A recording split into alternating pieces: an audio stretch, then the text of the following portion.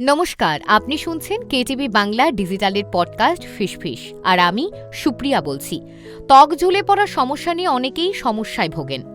হীনমন্যতা ক্রমশ গ্রাস করতে থাকে, আর সেই কারণেই বয়স হলেও ত্বক টান টান রাখতে নানা টোটকা ব্যবহার করেন তারা। অল্প বয়সে অনেকের ত্বকেই বলিরেখা দেখা দিতে শুরু করে।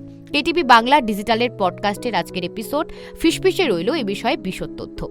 এমন অবস্থায় এই সমস্যা কাটিয়ে উঠতে স্বাস্থ্যকর খাদ্যাভ্যাস, স্বাস্থ্যকর জীবনধারা, মানসিক চাপ থেকে দূরে থাকা, শরীরকে হাইড্রেট রাখতে নিয়মিত ব্যায়াম করা উচিত। এই সমস্ত কারণগুলি আপনার বার্ধক্যকে ত্বরান্বিত হতে বাধা দেয় এবং আপনাকে দীর্ঘ সময়ের জন্য তরুণ দেখাতে সাহায্য করে। এমন কিছু জিনিস সম্পর্কে বলছি যা আপনাকে অকাল বার্ধক্য এড়াতে সাহায্য করবে। খাদ্য তালিকায় ফলের পরিমাণ বাড়ান। কমলালেবু, মুসুরি ফল, কিউই, আপেল, ট্যাঞ্জারিনের মতো ফল ভিটামিন সি এবং অ্যান্টিঅক্সিডেন্ট সমৃদ্ধ। এগুলি ত্বককে উজ্জ্বল করতে, কোলাজেন উৎপাদন বাড়াতে, ক্ষতিকারক সূর্যের রশ্মির কারণে ত্বকের ক্ষতি নিয়মের এবং ফ্রি র্যাডিক্যাল থেকে রক্ষা করতে সাহায্য করে। ফ্রি র্যাডিক্যাল ত্বকের বার্ধক্য বৃদ্ধি করে এবং দীর্ঘস্থায়ী রোগের ঝুঁকি তৈরি করে।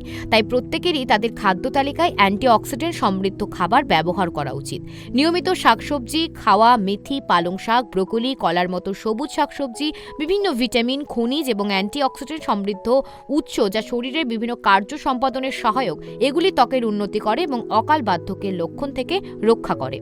বাদাম এবং বীজ খান। ড্রাই ফ্রুটস, বাদাম এবং বীজ স্বাস্থ্যকর চর্বি এবং ভিটামিন ই এর একটি ভালো উৎস যা ত্বককে সুস্থ রাখে এবং পুষ্টি যোগায়। এগুলিতে প্রচুর ভিটামিন থাকে, তাই মহিলাদের বিশেষ করে 30 বছর বয়সের পর থেকে এগুলি খাওয়া উচিত।